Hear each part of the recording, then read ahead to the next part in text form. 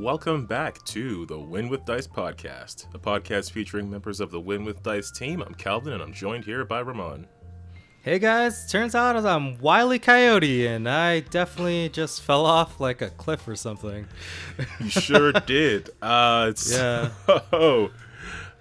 This week we are going to be doing some more Pathfinder recaps, just featuring a game that our friend Tim recently ran, using the Lost Mine Of Phandelver D&D 5e game, but converted to Pathfinder 2e.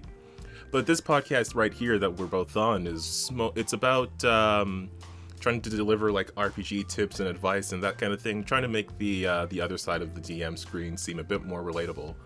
Although, again, the game we're talking about is one where neither of us were on the DM side, so...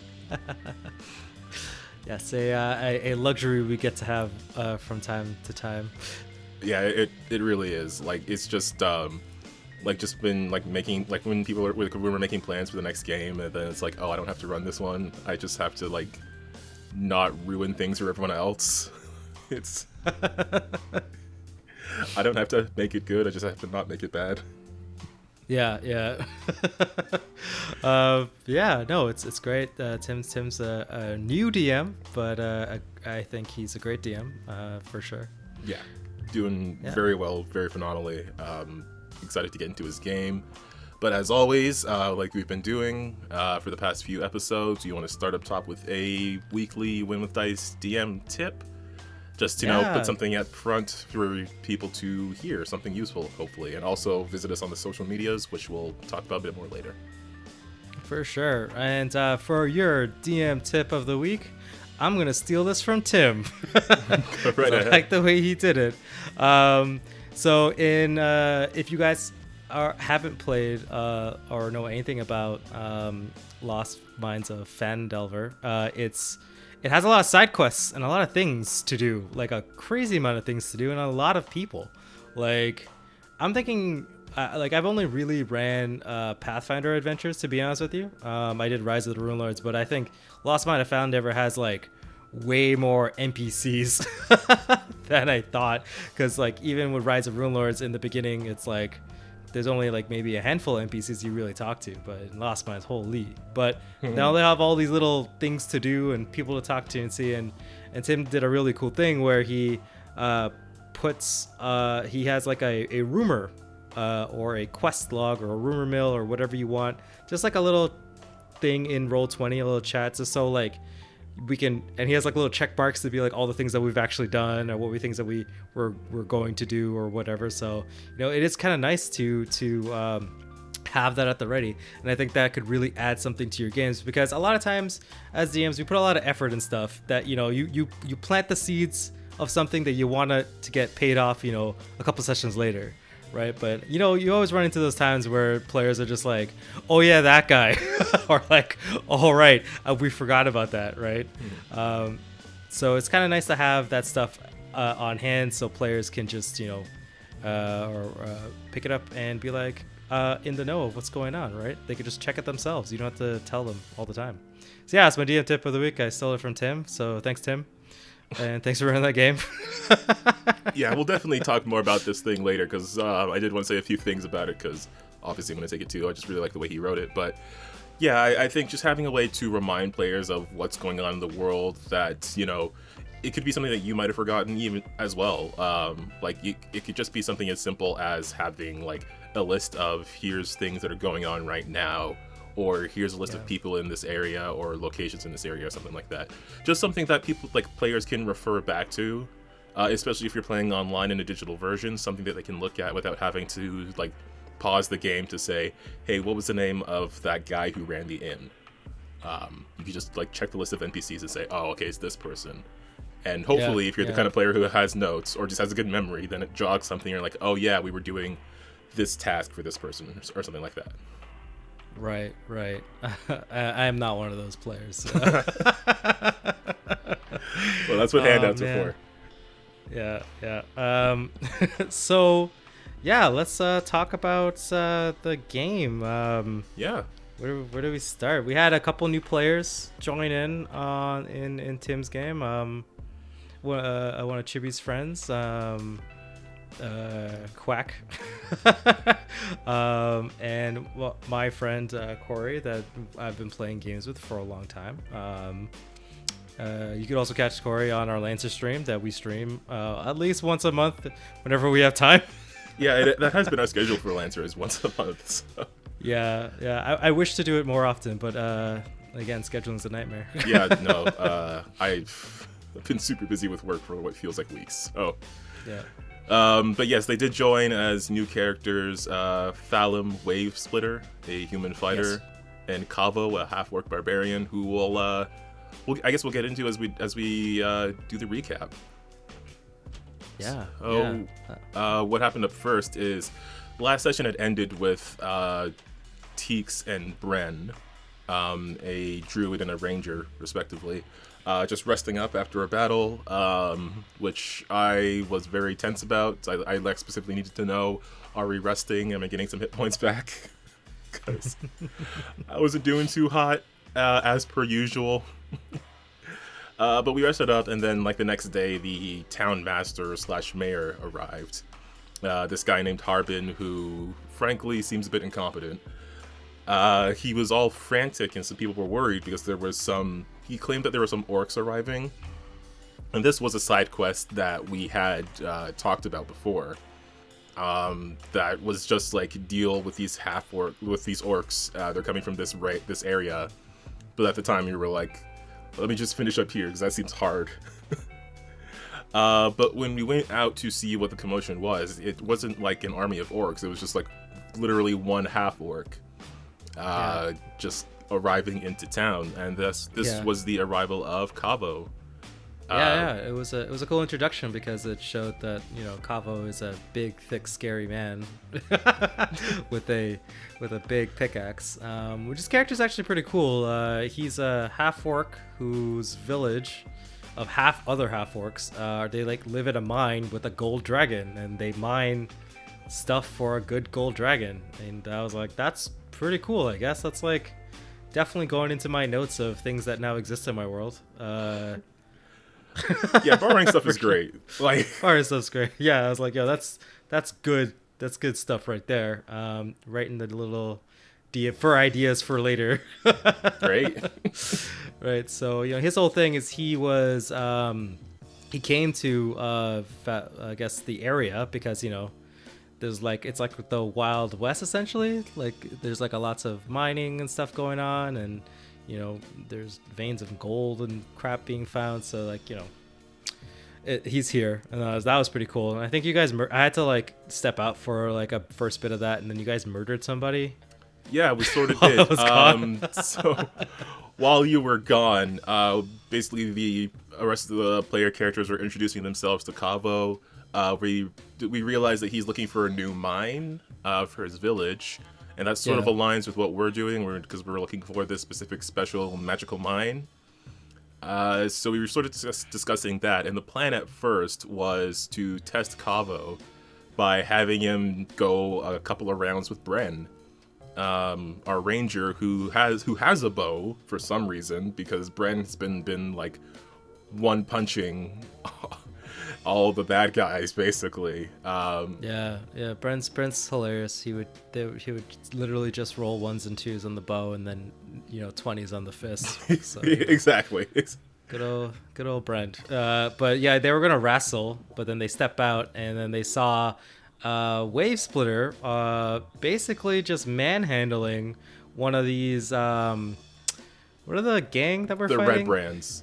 Red Brands. I was gonna say red cloaks, red coats. No, Red Brands. Yeah. So he was manhandling a Red Brand, just shaking him violently, being like, "Where's my money?" Where's my money? And then I think, okay, you tell me how this evolved into murder. Oh, sure, no problem. So basically, when we went out, this person, Red Thalum, was dealing with some Red Brands who apparently owed him money. But when we got out there, we see some Red Brands in town. They seem to be bothering some people. We gotta take care of business. So it quickly descended into combat. Kavo very quickly became part of the team by taking down one of the Red Brands who was running away. Bren missed and got an arrow stuck in a gourd, which I wrote down, because it was very important that it had happened. But yeah, I mean, we did kind of go for the violent option like immediately, and I mean, I don't know how other people are feeling about that. Like, I know for my character, the reason she leans towards violence occasionally is because her mother is like literally a sea witch, so. That's where my head is at every time I'm trying to decide whether I should approach something lethally or non-lethally, which I did have a bit of fun with last session because Thalum at first seemed to not want to default to murder, although we discovered the reasons why later in the session. But yeah, so we helped Thalum out with these red brands. And in further discussion, we realized that we all have some similar motives here, and that Thalum wants to go take on the Red Brands as well, because they sort of cheated him out of a deal earlier in another region. So pretty much we were all teaming up to go after them. Yeah, and then we had a big, long discussion. It felt kind of long about what like how are we going to handle the fact that, you know, we had a bunch of we know where like the front entrance was essentially, and we had like a back entrance plan, right? We also had some cloaks, some in various conditions that we can use to sneak some of the party members in. There's 5 of us and we had 3 cloaks, so then, you know, it was a lot of back and forth. It was like, well, do we do the whole, like, we captured some enemies? Do we try and sneak in? You know, I mean, these guys are basically drunk all the time. I just assumed that, like, they kind of suck like and they wouldn't assumption, notice. really, but I guess we kept running into them when they were at the tavern in town. So. Yeah. So, you know, I would just, right, like, my plan was, like, we put all this effort into role-playing this back entrance. Like, not like my character really, I mean, like, I didn't really care which way we went in. I was totally fine with just kind of busting in through the front door too, if we didn't even want to bother with that, because we're like 5 PCs. We're badasses, man. We're going to come in there guns blazing if we wanted to, right? Yeah, I mean, you very literally, because you went full cowboy wizard.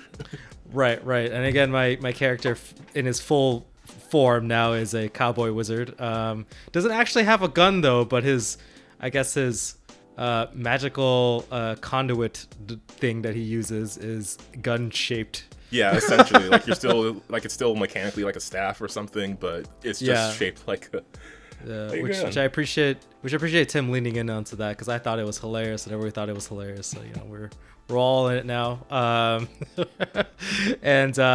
So, you know, but we ended up deciding that so where was I? I was saying that me as Rahman is like, we put at least like, you know, an hour of like role playing into getting that secret entrance and like talking to, you know, all the kids and their family and like all that jazz. So we're like, okay, let's just, and like, you know, one of the kids got grounded for it. I was like, you know what?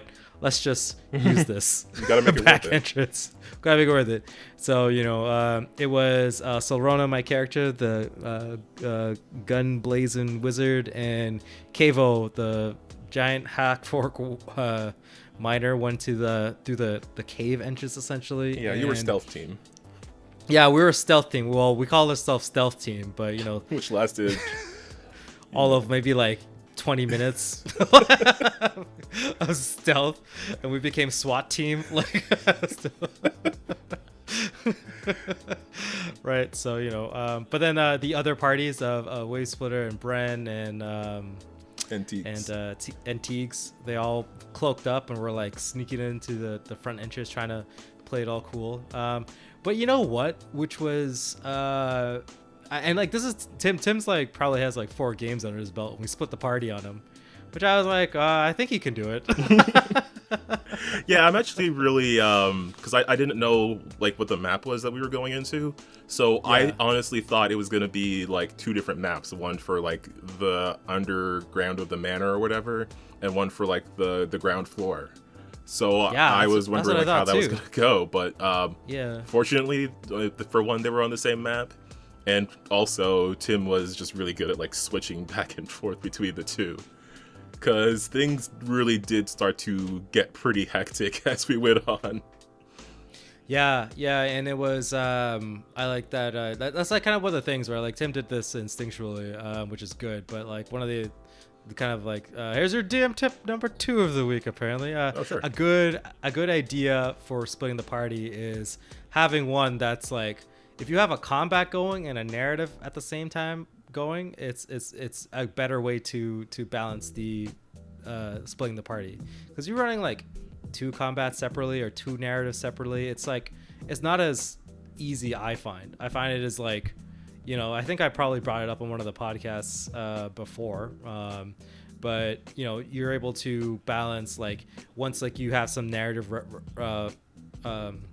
revelation, or maybe you're like, oh, I don't know how to proceed, you jump back to the fighting, and then the fighting gets kind of tense, then you're like, okay, cool, you figure out, you think about your next move while I go back to this narrative thing, and it kind of just like feels really cool, because all the combat people get to take a break and just be like, oh my god, you know, I don't have to stop, I can stop thinking for a second about how I'm gonna die, right, or how I'm gonna get out of this situation, to the, you know, and the narrative people gets to look at, see the exciting combat, and get to think like, oh my god, I'm so stupid, what question do I need to ask, right, to get the thing that I need, or you know, how would my character feel, like, it's just kind of nice that you can just be an observer for a little bit, right? And but anyway, so Tim did that, which was cool, although I thought there would be more red brands for some reason in there. I mean, there were plenty. Well, I thought like immediately when you walked in, they would just be red brands. But I think when you went to the front gate, or front entrance or whatever, there wasn't any. And I was like, oh, this is just me. Like, it's hard. I can't turn off my DMing brain. So like, I'm always just like thinking about what to expect, right? Coming through the next door. Like, that's just how I am. Yeah, there was at least 6-ish. I think I'm forgetting how many were in the other room. We'll get there when we get there, but I know there were at least a couple that we were fighting.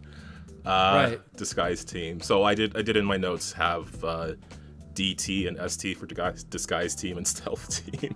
So stealth team, they were pretty much the ones that were, like, I guess, going first. You guys snuck into the tunnel that we had heard of, and you went in and you saw this horrifying. Well, I should probably mention spoilers for Lost Mine of Phandelver, obviously. So you saw this very horrifying sight, this body with the skin removed, that you quickly realized was most likely Thel Dendar, who was someone that we had been sent to rescue. That was him and his family, right? Yeah, his family was captured elsewhere, but that was definitely the guy. And then I think Silrona, I don't know if you had failed to save or something for it, but you had these like mental images. It was because we were sneaking, and then I failed a stealth, and then the creature noticed me, and then there was like mental images or telepathy getting into my brain, telling me to like, or making me feel like I need to cut off my skin and stuff like that, and I was like, that's so weird. And then we found the creature is this crazy one-eyed ghoul thing. It was very terrifying. Like we did get, like, because we did interrogate one of the red brands, and he mentioned some one-eyed creature, and I was like, I don't know what this could be. Like I only know of the only 2 things I could think of were a Cyclops and a Beholder, and I was like, there's no way it's either of those. Both of those are too much for us right now. So I had no idea what to expect. I didn't expect this. It's been a while since I've been like terrified by the image of a monster. Oh yeah, that thing was like, whoa. It was pretty bad. But so this one-eyed golem looking thing was like, apparently this thing, spoilers again, this thing's like it was like a wizard who made like a undead, like a pact essentially with the universe to like give them all the knowledge, except like in doing so they went mad and then forgot who they were, like immediately. So then it's like this thing has the knowledge of the entire universe or whatever, or the secrets, but it can't remember any of it, and that's just so like, you know, with great power comes great responsibility kind of thing. Yeah, with great power comes greatly terrifying one-eyed face. So yeah, right. So you did offer to feed this thing the red brands very presumptuously. Right. Yeah, I was like, you know what, we're gonna probably mop the floor with these people, so you know, you can just eat them afterwards. And he was like, okay. I was like, oh, sick. Like, I never thought it was gonna be that easy. And then he did mention, like, I think you got some info on Glassstaff from him. Glassstaff being the guy who, as far as we know, was leading the Red Brands. And then he... Oh, sorry, go ahead. No, I was going to say, he was also a wizard. So I'm like, yo, man, I'm a cowboy wizard. Duel. You're a wizard. We're going to have a wizard duel. That's like all I wanted to do. Like at that point, I'm like, I don't even want to fight Red Brands. Let's just wizard gonna fight. Be lame. Just give me the wizard. Me and him want a mano-y-mano, like wizard fight, wizard. Right? Yeah. So spoilers, that kind of happened. It sort of did, yeah. Yeah. Essentially, we found a room where a bunch of Red Brands were like drinking and like playing cards, and then we found another room where it was the what's it called? The wizard Glassstaff was staying, and he has like an alchemical room, and then there was like a bedroom right afterwards, and he was there, and he was actually in the process of escaping through a bunch of secret passageways, which I was like, oh, that's pretty cool. This guy is kind of tricky, right? He has all these ways to escape, and I was just like, I had my gut instinct to be like, okay, I need to go find this dude before he runs away because he's smart, right? Mm-hmm. So I think if I was one turn hesitant to get where I needed to go, we would have lost him for sure. Yeah, for sure, because he knew where the secret doors were and everything. So so you were going into that confrontation. Kava was facing the room full of Red Brands. You were looking for Glassstaff. Meanwhile, Disguise team. So we got in pretty easily. We managed to find a satchel that had like a potion, some potions in it, some clean clothes, which I think might have been Dendar's, but we hadn't confirmed that. But the next room... That's definitely Glassstaff's. I'm calling it now. I'm pretty sure that's Glassstaff's like emergency get out of here kit. Oh, probably, because it had a potion of invisibility in there too, so that's entirely possible. Yeah, and he had a whole alchemical setup, so I'm like, that's what I would do. That's fair, yeah, it could be. But yeah, like the next room was the one that was giving Disguise team difficulty, because there was a secret pit. I had the pits turned against me. After that session I ran with a whole bunch of traps and secret pits. Again, the benefit of being on Roll20 is that you can hide something so that only the GM sees it. Yeah. So there was this big pit in the middle of the floor that we had to find our way across. It sort of opened up beneath us. We have to make a check to jump across or save if we happen to fall in. Unfortunately for Bren, he fell twice, which was honestly, I mean, kind of funny, but also kind of brutal. Yeah, it was rough, man. Bren went from like we can do this to like I'm almost dead immediately, and that was nuts. Yeah, I feel like that pit was like harder than like some of the fights. Yeah, Fallon was pretty good at it. Teeks was, I don't think Teeks fell in, but Bren definitely fell in. Like, Bren definitely fell in, like, initiating the trap, and then once Teeks and Fallon were on the other side, using a rope to help Bren, Bren did fall in again. But we did manage to get Bren out of that situation, and then we had gone to another room that had, like, a bunch of skeletons in it, and they were, like, eyeing us. And at the time, we didn't know that they were given instructions not to attack anyone wearing Red Brand cloaks. So, hey, lucky for us that we were wearing those cloaks. But when we went to the next room, which was sort of where Dendar's family was being held, there were a couple of guards in there. And this started the whole thing with Fallon just, like, locking that door down. Because at first we were going to try to just, like, lie our way through this. But that immediately failed because this party is somehow extremely bad at all things involving charisma. Yeah. So they saw through our lie. They recognized Fallon from that deal that fell through. We attacked because that's what we do. And that attack activated the skeletons. So now Disguise team had essentially we had like this doorway where the two guards were. And then in the room we were actually in, there were 3 skeletons, and we were going into that fight at the same time that stealth team was, I guess, going into unstealth team. Yeah. So we kind of flipped back and forth for a little bit, and then we decided that we'll just align the initiative table because it's like it's like in a movie, right, or like a TV show where like you cut from one to the B plot and go back and forth, and eventually maybe sometimes they align, and then and we aligned, and then it was like, okay, now it's like one big. You could just do that in a turn order, which is pretty cool. I felt like we were doing a lot. Like it was like, Wave Splitter was holding down one room, and then you and Teeks and Bren were holding down the skeleton room, and then Kavo was basically just manhandling 4 dudes at once like a badass, and then I'm out there chasing a wizard down, having a wizard duel. I gotta admit, I was a little sad, not because of anything. I just like missed a whole bunch. So I'm playing a cowboy wizard, so and I was like, I'm gonna really kind of lean into magic missile because I think it's really cool to be like have like a 6-shooter magic missile kind of deal. So I was like, all right, cool.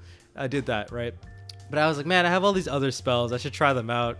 I have them on my list. I should just give them a shot, right? So I did a couple spells that required me to roll to hit, and like I didn't roll bad, but I definitely rolled. I think I rolled a 9, right, each time I tried to do it. Which I mean, in like the dude's the boss, right? A 9's not gonna cut it. I need to roll probably 10 and up, and I was kind of sad that I missed.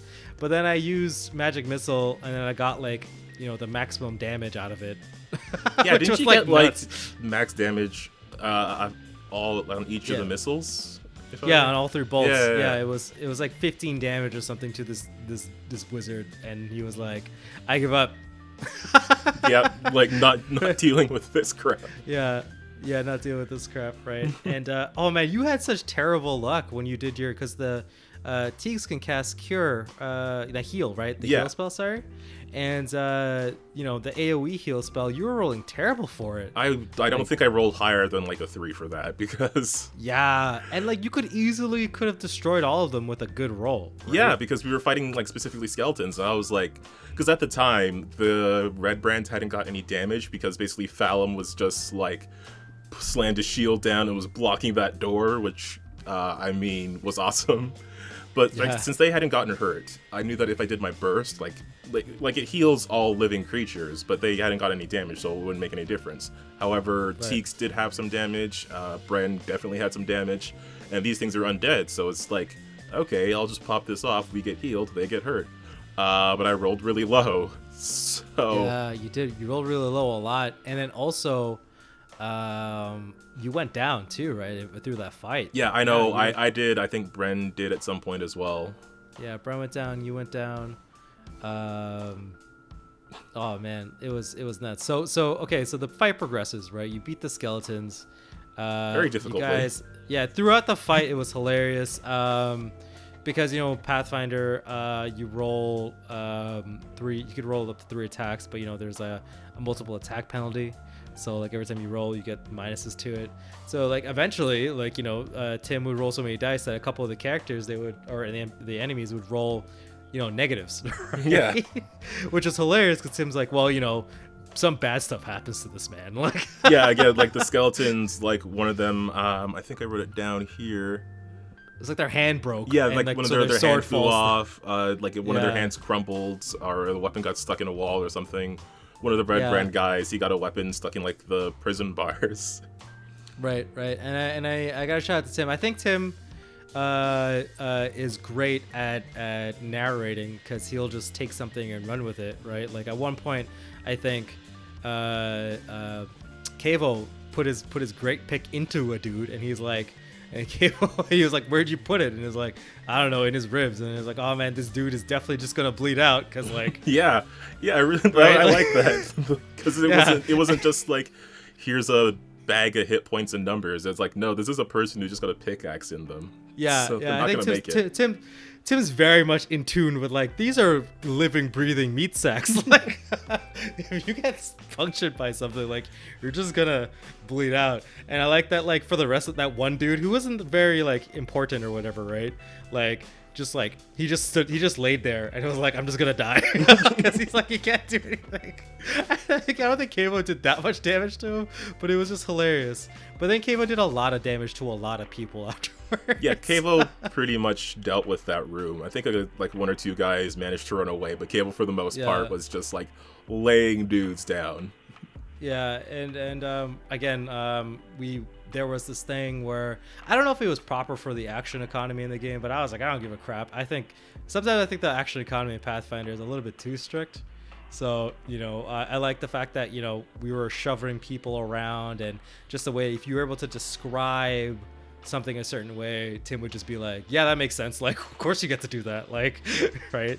That's what I appreciate. Tim's like understanding that this is like the level of fidelity is like, this is kind of real, right? Yeah. If you're swinging with like a big old shield, slapping the crap out of people, they're definitely going to be knocked back.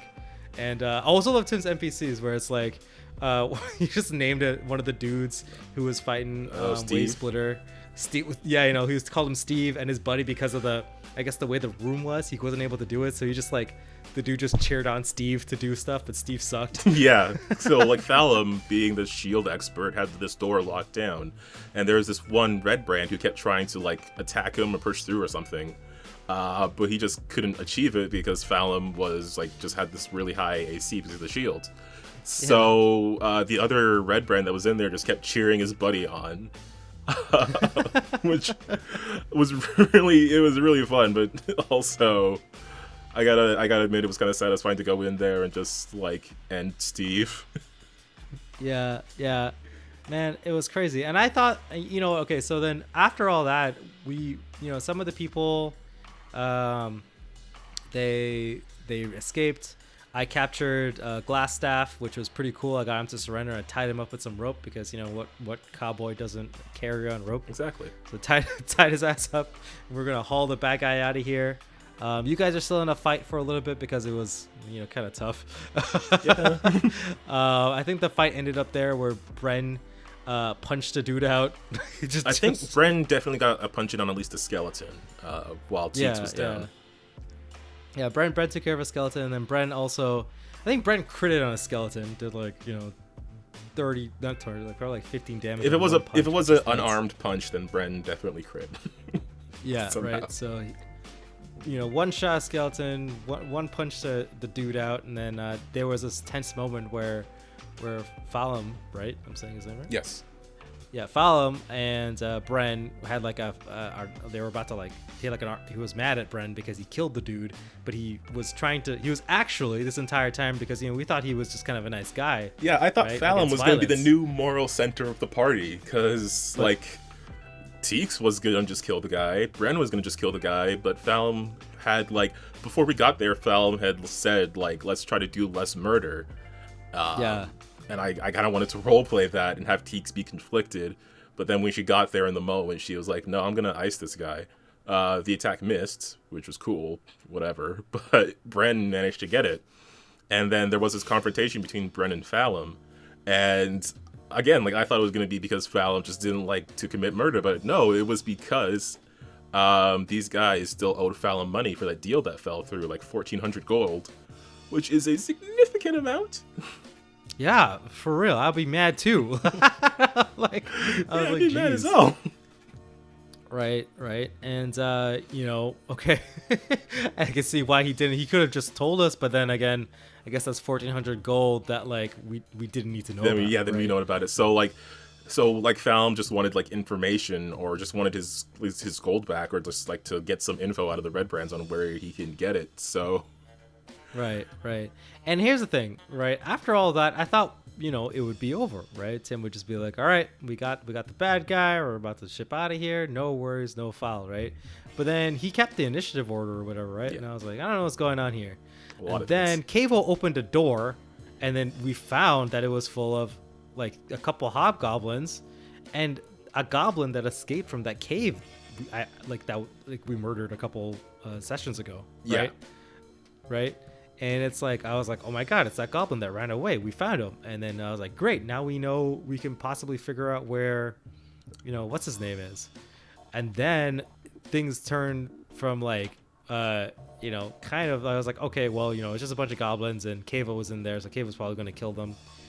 those bugbears. Turns to very, very worse. Yeah, we snatched defeat from the jaws of victory. Yeah, somehow it was crazy. It went from like, wow, I can't believe Silrona is such a badass to, wow, I can't believe Silrona was such an idiot. Because you walked across a bridge that was trapped. Which was trapped, yeah. Like, it was nuts. I walked across the bridge and it was like, oh, it's a booby trap. And I was like, oh God, really? Because we just never did, right? I didn't realize we didn't do that. Yeah, I guess we should explain, like, the map. The underground area that stealth team went into, it was sort of split in half, and there were these bridges going across these chasms. But because of the direction they went in, they didn't have to go back across those bridges because of where they were. They were just able to like move past them. But once they came out of that secret tunnel, they ended up on the other side. So they had to walk across the bridge, and it fell.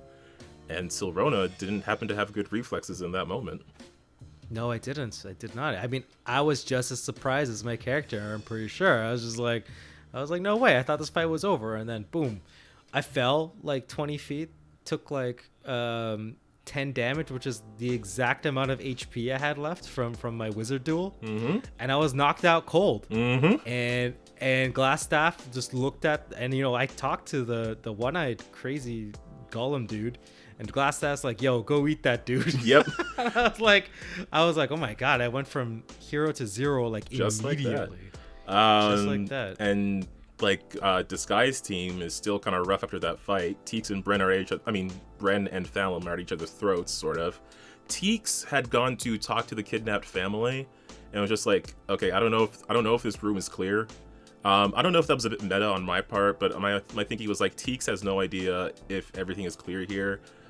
She was able to get messages from Silrona, but couldn't reply back to those messages.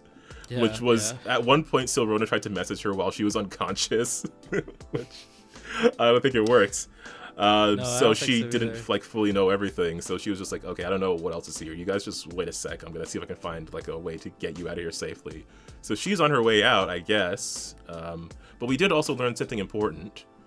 Because our friend Sildar, who was a bodyguard for Gundren, Sildar has been hanging out in the town. He asked us to look for his friend Iarno Albrecht. Turned out, we discovered, because Silrona is the one who noticed this. Turned out Iarno was Glassstaff, this guy who's taken over the Red Brand gang. So yeah, and I was like, what? You're a bad guy? And then I'm just thinking like maybe Sildar's a bad guy. Yeah, right? We don't know, because we left him in town, and he, like, when he got to town, we were all like, he's super cool because he's just really taking charge and sort of turning things around here from this incompetent town master. But right. I don't know, maybe Sildar is actually a bad guy. He said he's not, but he also said Iarno wasn't. Yeah. So who knows? But yeah, then we were debating on playing for a little bit longer, and then I was like, and then I suggested we should just cut it because I think this is a really cool, tense moment. Because two of the party members are fighting. One party member is trying to rescue some the prisoners. My dumbass is at the bottom of a cliff about to get eaten by Gollum, and actually Cavo ran into that room, raged, and then proceeds to get dogpiled on. So we'll see what happens. Yeah, but I think there's like 2 or 3 bugbears still alive. I don't know if the goblin ran away or something. No, it fainted. Yeah, it fainted immediately. Which I thought was awesome. So that's gonna be a thing. So like, I want to know if we managed to capture Glassstaff / Albrecht, if we can get that goblin and get him to talk, or if we're not going to survive because Disguise team is still feeling a bit rough. Thalum's probably fine, but Bren and Teeks are definitely low. Pretty sure I don't have any more spells because Druids only get 2 spells, so... Yeah, Wizards low-key get a lot. I think I had 3 spells off the bat, plus, like, an extra spell because of my staff nexus as well. And then I can also just drain my bonded item, which is my staff, for an extra spell I've already cast. So I have, like, 5 spells a day, which is pretty good. Wow. I have 2 level 1 spells, and I gotta make do with them. I have my focus spell, but I don't know how useful that's gonna be. So. Yeah, well, I can't turn into a bear. Neither can I. I mean, I probably can eventually, but like, not yet. Gosh darn it. Yeah. So anyway, I learned my lesson. Turns out you should always just use magic missile unless otherwise. Like I tried too hard to try other spells, and I was like, I should just try and true magic missile, just bang, bang, bang. Basically, yeah. So yeah, we did end up in that tense moment. Excited to see what'll happen next. Yeah. But the thing I wanted to talk about the most, and you did mention it up top, is the way that Tim had organized these rumors, leads, and quests. So essentially what he had done was he had listed things, like he gave each thing a title, like Orc Trouble or Locate the Druid. And the way he had written it out was, at first it was like a person who had either given us the quest or had said something about it. And then like the specific quote of what they had said, like, Sister Gorell recently left town for a few days and returned wounded and exhausted. Like that was the first thing we had seen about this quest. And then he put like the most recent note, like Sister Gorell herself saying, "Take a silver comb to Agatha the Banshee," etc., etc. Just to summarize it. So what I really liked about this, and I told Tim this, and I guess he's probably listening to this right now, so I'll say it again. What I really liked about this is how he would have like the most recent thing that we had gotten about it, like the most recent thing we heard about it, and who we had heard it from.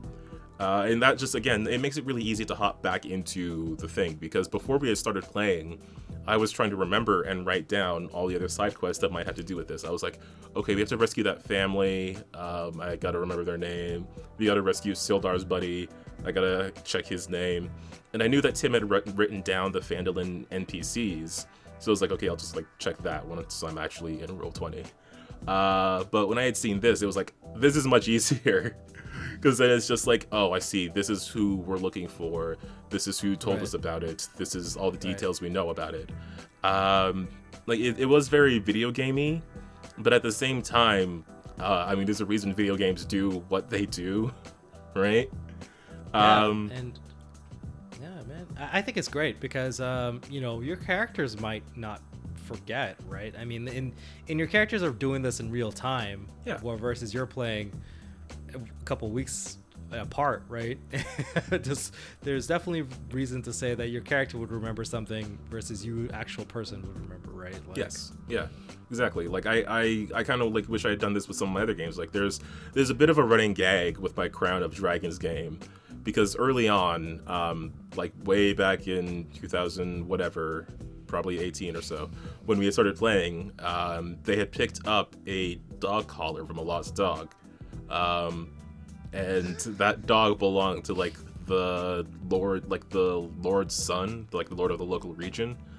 And it keeps coming up as a thing that they've forgotten to do, like repeatedly. That's the only context it ever gets brought up in. Like, oh hey, remember that dog collar that we have?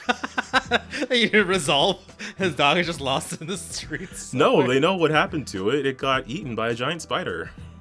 Oh no, Calvin, you can't hurt dogs. That's Look, not fair. That wasn't my fault, okay? That was back when I was doing pre-written adventures. Wow, Calvin, you monster. It's not my fault. Poor puppers and doggos out there. And then I had to like at this point I've got different stuff about it now. I don't think the dog was like very important in that pre-written adventure, but like for me, it's like, it's this son's dog. He's been very distracted with it, but he's also got this whole... There was a whole situation going on with them that they never got to deal with because they never followed up with a dog collar. And I just keep thinking, you know, maybe I should have had something like this because they would have remembered that freaking... To go do it? Yeah. Yeah. Like, there's definitely, like, side quest stuff that they forgot. Like, there was, when they were in one of these small towns... there was one person who was just like, you know, like a regular guard for like this woodcutting area, and they were like, I wish I was an adventurer, and they had said, yeah, I don't know, we'll talk to the Adventurers Guild when we get back to the big city, and they never did. This poor guy, he's just waiting. One day, come back for me one day. Yeah, they'll come back for me one day. So like, I would love to do something like this that they could just refer to and see, oh, there was this thing going on. And then they don't have to deal with it, I think Tim had mentioned like he was worried that it might feel like he's forcing us down a certain road or something, but I don't really get that vibe from this, because it's more like a reminder of this was the last thing we heard about this quest. The last thing we heard from Town Master Harbin was that there's some orcs to the east of town in this region. It doesn't like force us to go over there. It doesn't tell us how to deal with it. It's just a reminder that this is the thing that's actively going on. And it's something we can handle when we feel more prepared to handle it. Yeah, definitely. You know, and also it's like, I know personally for me, like I will never like I wouldn't just do stuff for the sake of doing stuff. That's never my style anyway. So it's more like if my character wants to pursue it, I will pursue it. But if it comes down to voting, my character will just be like, nah, man, let's go do something else. Like, let's go do something more fun and less like we're gonna die by less a banshee. likely to kill us. Yeah, but you know, to be fair, I'm like low-key really want to see what this banshee's all about. So, you know, yeah. So it's at the top of the list. Yeah, man. Like I said, like my character, like that's what I said. I beeline for the head honcho bad guy, because I was like, yo, wizard duel. Like, I don't care about fighting red cloaks. Red brands. Red brands. I'm never gonna remember. This is why I need it, because I don't remember anything. I don't take notes. I am like the worst player. No, just make it an in-character thing. I had another player that did that, and I was like, oh wait, no, you didn't forget their name. You're purposely pronouncing it wrong, because that's what your character would do. No, like me as Ramon is just terrible with names. Even though like it's so weird. In my game, I take very much care into like trying to name stuff and name organizations and give people cool names. Except like, you know, I never remember them. Oh man, it's so bad. Nah, man, it's fine. There's just something very chill about being a player. Like I don't mind people not taking notes as long as they're like engaged. Then I don't mind that you don't remember every single thing that happened. And maybe with this, it'll be easier to remember the quests that you're actively on. So I guess that's kind of the one of the main things I wanted to communicate, other than how fun it was to split the party and how dangerous it was. Just having this list of like active quests or tasks, or even like a list of active rumors. I think that would be cool too. That might be something that I'll look into. I don't know how I want to format it. I might have one for quests, one for rumors, or something like that. But I don't know. Yeah. This was really cool. I'm glad Tim did it. I'm totally gonna yoink this. I'm letting the world know where I'm getting it from. pay respects to Tim. Cite your sources, Calvin. Cite your sources. Yeah, no, for sure. I wanna say something about fighting indoors. I don't actually think Tim has fought indoors very often in his tabletop career, because I know for the Quest of the Fate Seer campaign, it's mostly like overland travel and mostly just fighting out in the open. I mean, definitely is like terrain and stuff like that, but it's mostly just kind of like, you know, it's pretty maneuverable. Yeah. Like, I think it was hilarious when Tim realized that, like, because we're fighting in such close quarters, like literally like Kavo standing in the doorway, he couldn't get all his dudes in position to really do anything, right? And it was like, well, Kavo can take one dude, and he only needs to deal with one dude at a time. Same with Wave Splitter. Yeah, right? Like, Wave Splitter at the door. Yeah. It was hilarious. That was some good strategy from our tanks. Yeah, man, and like honestly, it's kind of one of those things that if you've never experienced it before, like you never forget it. Like you're like, man, like it's I know I thought about that immediately, but that's because, you know, I've been playing. Because you have the DM brain, you can't turn it off. I got the DM brain. Yeah, and I've been Dungeons and Dragons for a while, and so, sort of there've been a lack of dungeons, lots of, you know, other things, but not enough like stuck in it 5 foot square like hallway, like getting dirty with the tactics, right? So, you know, I was excited to see it in action. It brings back cool memories, I guess. Yeah, man, that was a good cramped space. Like I don't know how it's gonna go next time. I honestly do not know if everyone's gonna make it out alive of this area, but I guess that's fine. I guess we'll have to see. Yeah. But yeah, I think that might be it for this episode, unless you had something else you wanted to add on. No, that's it, man. Okay, so again, bit of a shorter episode, but you know how it goes. But either way, you can, if you want to hear more stuff like this, if you want to hear more like RPG recaps, or if you want to hear more of our thoughts on games that we're running or that we're actively taking part of, just hit that subscribe button. You'll also be able to see our Lancer streams. If you ring that bell to get notified when we upload a new video or when a stream goes live. And if you do that, then you can check us out.